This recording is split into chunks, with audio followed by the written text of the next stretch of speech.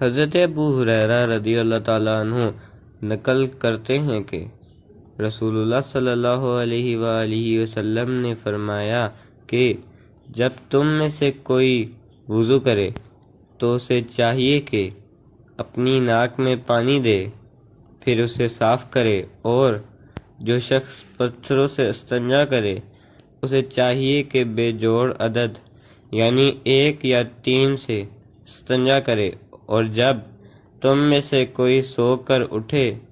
تو وضو کے پانی میں ہاتھ ڈالنے سے پہلے اسے دھو لے، کیونکہ تم میں سے کوئی نہیں جانتا کہ رات کو اس کا ہاتھ کہاں رہا ہے۔